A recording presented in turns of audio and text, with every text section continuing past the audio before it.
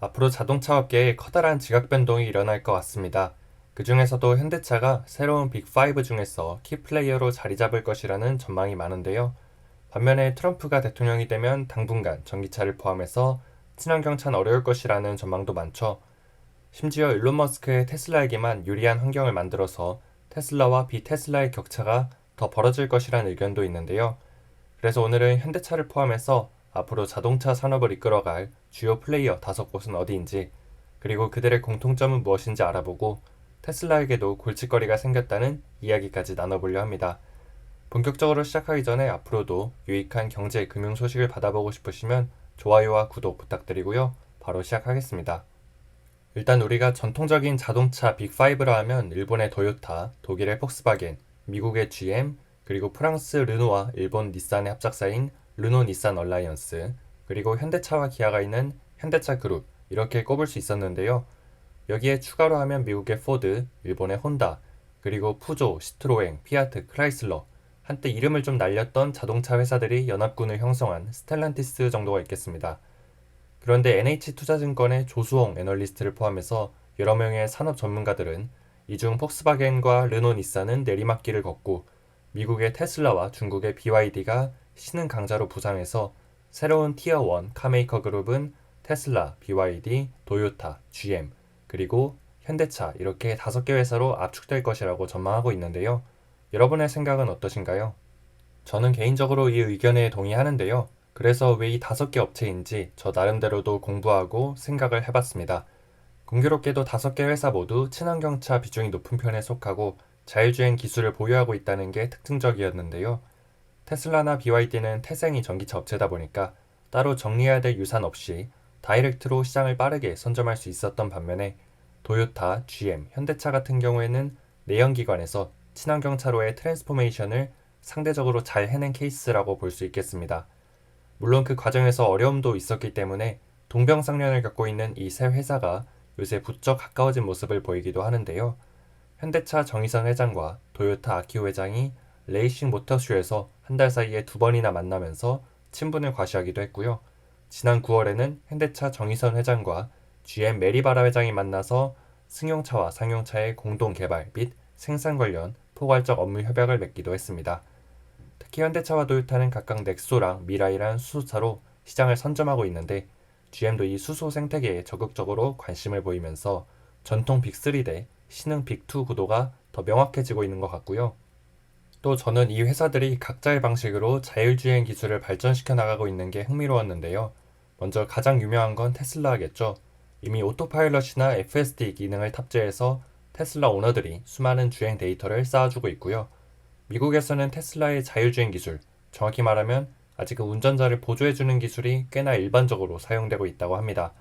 기술적으로는 문제가 별로 없고 규제적인 측면에서 풀어야 될 게 많았는데 이번에 트럼프 당선의 1등 공신으로 머스크가 활약을 하면서 이쪽에서 규제 완화가 많이 기대되고 있는 거죠. 그리고 BYD도 상당히 높은 수준의 자율주행 기술을 보유하고 있다고 합니다.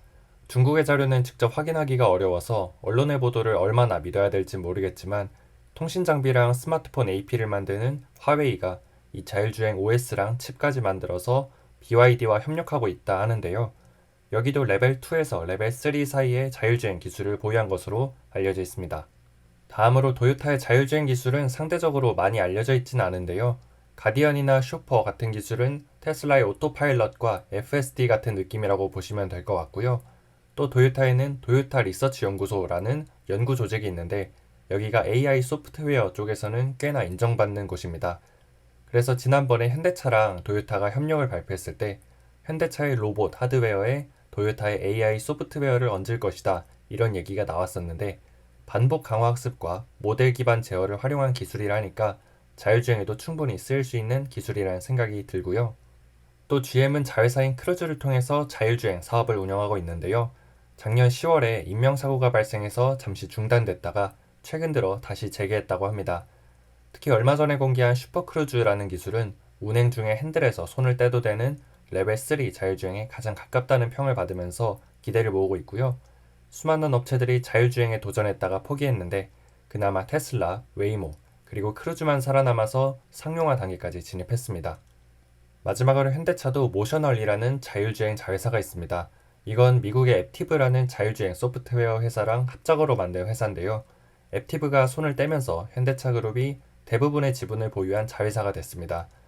미국에서 자율주행 사업을 하기 위해 만든 회사라 보시면 되고요. 우리나라에서는 포티투닷이라는 스타트업을 인수해서 여기에 송창현 사장에게 현대차 그룹의 자율주행 사업 총괄을 맡기기도 했습니다. 얼마 전에는 적자가 계속 누적되는 모셔널의 대표를 교체하면서 포티투닷과 자율주행 역량을 한 군데로 모으려는 작업을 진행 중이고요. 또 이미 자율주행 상용화에 성공한 구글의 웨이모랑 협력해서 자율주행용 아이오닉 5를 생산할 예정이라고도 밝혔습니다. 그러니까 현대차는 자체적으로도 자율주행 기술을 개발하면서 동시에 다른 업체들이랑 협력을 통해 나름의 경쟁력을 갖춰가고 있는 것 같고요. 그리고 오늘 새벽에 또 흥미로운 보도가 나왔는데요. 캘리포니아의 주지사 개빈 뉴섬이 만약 연방정부가 IRA 전기차 세액공제를 폐지하더라도 캘리포니아에서는 전기차 보조금을 계속해서 주겠다고 선언한 겁니다. 그것도 테슬라는 빼고 말이죠.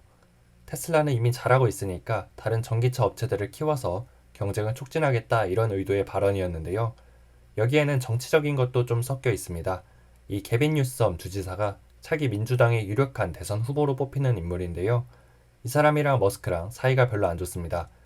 테슬라가 원래 몇 년 전만 해도 본사가 캘리포니아에 있었던 거 아시나요? 근데 그때 세금이나 규제 이슈로 갈등이 좀 있었는데 결국 타협하지 못하면서 테슬라가 텍사스로 본사를 이전했는데 그러면서 앙금이 생겼는지 이번에 아주 그냥 테슬라와 머스크를 저격하는 멘트를 날린 겁니다. 트럼프 인수위원회에서 IRA를 폐지할 계획이라고 했을 때 테슬라가 적극적으로 지지한다고 입장을 밝히면서 되게 얄미웠었잖아요.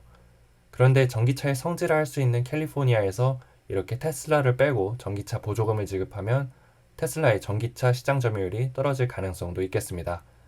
또 트럼프는 이번이 두 번째 임기라 머스크의 절대 권력도 최대 4년, 레임덕 기간을 고려하면 2년 내지는 3년밖에 되지 않을 텐데 과연 4년이 지났을 때 만약에 이분이 대선에 나온다면 어떤 구도가 만들어질지 벌써부터 궁금해지네요. 물론 머스크는 캘리포니아에서 전기차를 생산하는 기업이 테슬라밖에 없는데 이건 완전 미친 짓이라면서 격하게 반발하고 있습니다.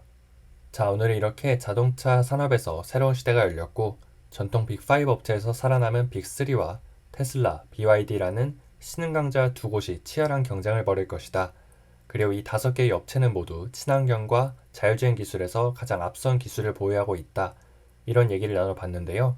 현대차가 최근 몇 년 사이에 정의선 회장 체제에서 사업을 정말 잘 해나가고 있는 건 분명합니다. 지난번에 말씀드린 것처럼 제품 다각화와 시장 다각화로 포트폴리오를 잘 구축했고 조직 문화 측면에서도 옛날에 현대 하면 생각나는 것과 많이 달라졌는데요.